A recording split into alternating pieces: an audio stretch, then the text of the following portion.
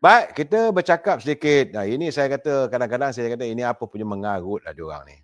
Saya tidak berhasrat untuk mempertikaikan kepimpinan. Saya tak juga berhasrat untuk mengata parti-parti lain, tidak. Tapi cuma saya dengar semalam, bila semalam Parti Bersatu mengadakan mesyuarat Majlis Pimpinan tertingginya di mana saudara, dekat kawasan tu memang kawasan elit lah saudara. Katanya saya selepas mesyuarat itu saya difahamkan bahawa Bersatu akan mengambil tindakan undang-undang ke atas wakil rakyatnya yang bertindak mengkhianati parti itu. Demikian menurut Susah Agungnya Hamzah Zainuddin, di mana perkara itu diputuskan pada mesyuarat khas parti itu di ibu pejabatnya semalam. Saya kata beginilah saya. Benda dah berlalu. Dulu waktu kita apabila kerajaan mahu mewujudkan Akta Lompat Parti, mereka juga dilihat tidak bersetuju. Sekarang nak ambil tindakan pula, dan perlu diingat sesuatu tindakan yang bercorak undang-undang, dia tak boleh nak diambil kepada mereka yang telah melakukan yang lepas. Contoh, kita tak boleh mengadakan undang-undang anti mencuri kepada mereka yang sudah pun mencuri. Tapi akan datang barulah boleh ambil tindakan. Sebab itu kata Hamzah Zainuddin, saya pun tak faham lah, dia pun berlatar belakang kan mantan Menteri Dalam Negeri. Dia kata dalam mesyuarat parti tersebut, mereka bersetuju meminda perlembagaan, menghalang tindakan yang disifatkan khianat di kalangan wakil rakyatnya supaya daripada berulang di masa akan datang. Itu betul lah. Untuk menyekat boleh. Jadi sebab itu sekarang dia nak ambil tindakan undang-undang, nak saman dan sebagainya. Sedangkan mereka tidak ada pun membuat undang-undang sebagaimana UMNO.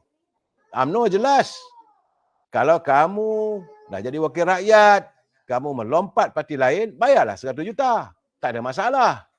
Sebab ada undang-undang, ada perjanjian, ada kontrak antara calon itu dengan parti UMNO, bukan dengan Presiden UMNO. Begitu juga dengan Parti Keadilan. Mana-mana wakil rakyat dia yang menang, yang dimenangkan oleh Pakatan Parti Keadilan, kalau dia melompat macam Zuraidah, maka kena bayarlah 10 juta. Itu keadaan dia. Dan sekarang ni malahan Azmin Ali juga sedang ditunggu, sedang menanti, dia juga akan disaman. Tetapi bagi saya soal Parti Bersatu ni saya agak hairan lah, nak ambil macam mana terhadap mereka yang telah pun melakukan tindakan, dan mereka tidak keluar parti. Mereka cuma menzahirkan sokongan kepada Perdana Menteri. Apakah ada klausa-klausa dalam parti itu, seseorang parti itu tak boleh menyokong kerajaan? Itu satu hal lagi saya. Terpulanglah. Sebab itu saya agak menarik apabila bawa kata siapa ni? Datuk Wan Saiful Wan Jan. Dia mengatakan bahawa kepimpinan Parti Bersatu tidak boleh menafikan bahawa Bersatu ada cabaran dalaman. Jadi sebagaimana yang disiarkan oleh akhbar berita harian semalam, Bersatu perlu mengakui wujudnya cabaran dalaman parti itu hingga membawa kepada pengalihan sokongan secara beramai-ramai ahli parlimen mereka kepada pentadbiran kerajaan Madani. Jadi mereka tak boleh menafikan, jangan berada dalam denial syndrome bahawa ahli-ahli wakil rakyat mereka seolah-olah terbiar begitu saja.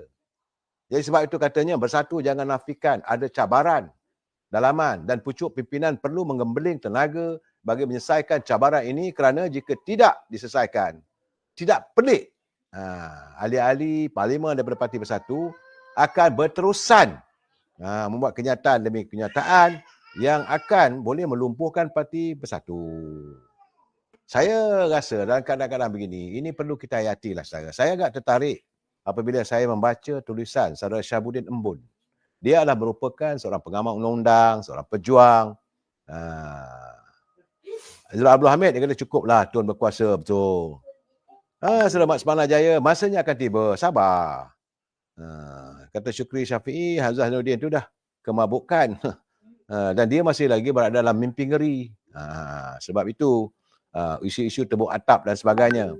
Cuma saya nak menyantuni apa yang dicatatkan oleh sahabat saya ni Syabuddin Embun. Agak ada benarnya saudara, bahawa yang kaya raya dalam apa-apa senarionya adalah wakil-wakil rakyat.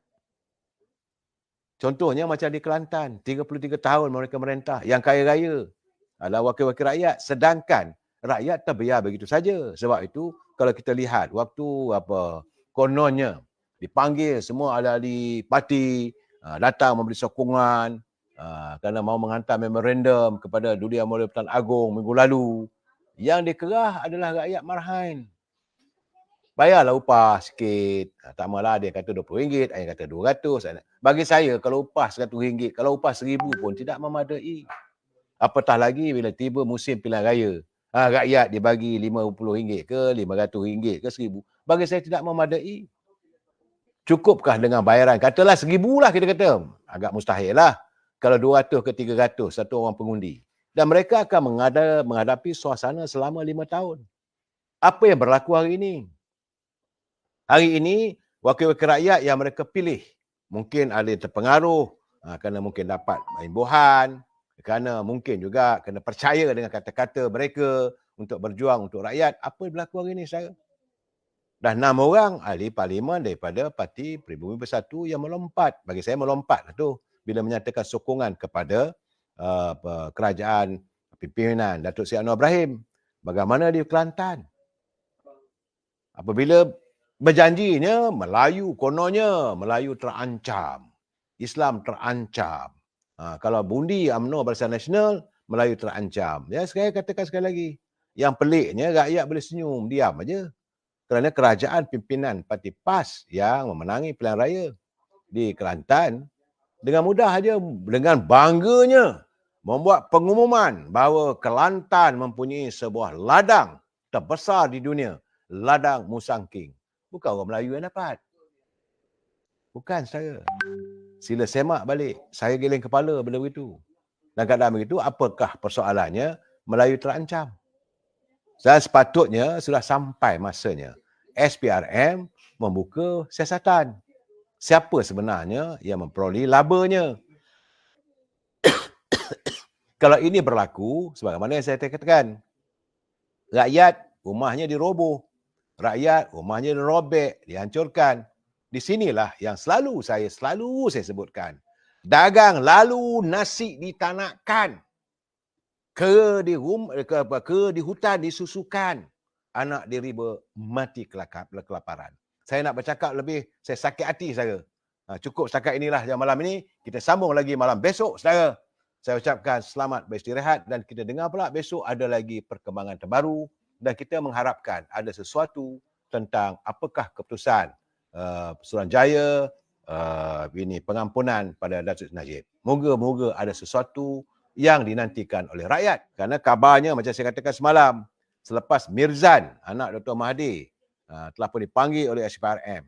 Kemudian adiknya, itu Mokzani, juga dipanggil oleh SPRM. Apakah mungkin keadaan ini akan membuka ruang selepas disiasat oleh SPRM, adanya tangan-tangan gaib yang boleh membolehkan mereka mendapat peluang, projek dan sebagainya dan menimba kekayaan yang begitu besar. Itu gambarannya, saudara. Dan saya yakin bahawa selepas Mokzani tentulah Marina Mahathir, kemudian Boboy. Sebab tu Boboy jangan langkah bendul lah pula. Tiba-tiba Boboy disiasat. Lepas saja Mokzani, Marina, lepas Marina baru Boboy. Kalau empat-empat disiasat. Sebab empat-empat ni semua bergelar billionaire, saudara. Billionaire. Bukan jutawan.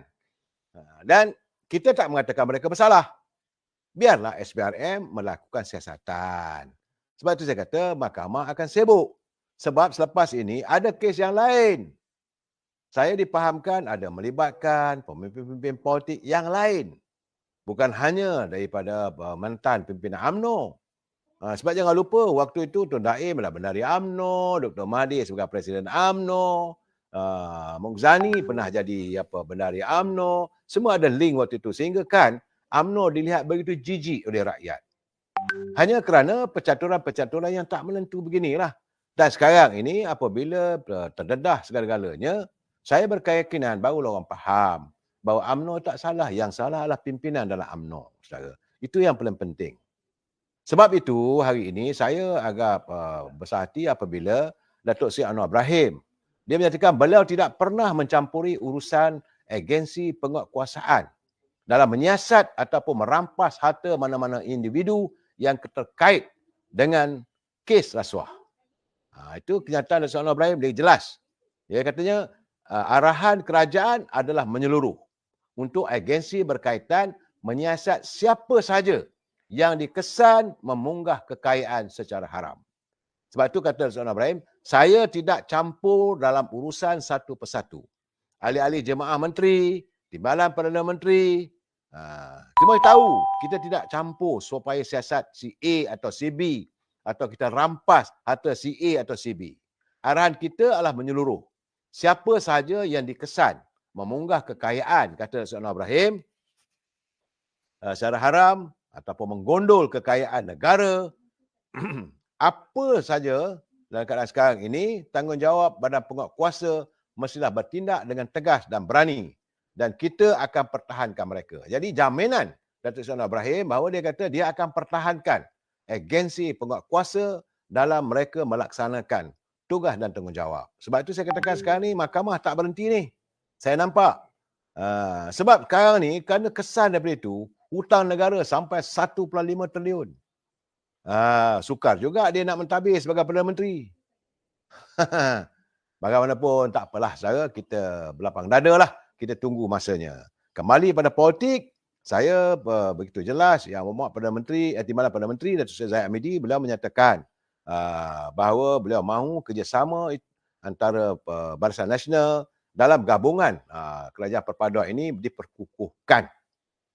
Justru itu Barisan Nasional selaku pengarusi Barisan Nasional, beliau menasihatkan agar pengurusi Pakatan Harapan Perak, iaitu Datuk Seri Dr. Mujahid Yusof Rawa, dan pengurusi Barisan Nasional Perak, Datuk Seri Syarani Muhammad, untuk memastikan keserasian di antara kepimpinan dua parti itu bukan sekadar boleh kelihatan dalam kalangan ahli politik, namun mesti dipamerkan ke akar umbi. Jadi sebagai Presiden UMNO, beliau menyatakan bahawa parti UMNO Barisan Nasional akan kekal berada dalam gabungan kerajaan madani ini asalkan matlamatnya untuk membela kehidupan rakyat.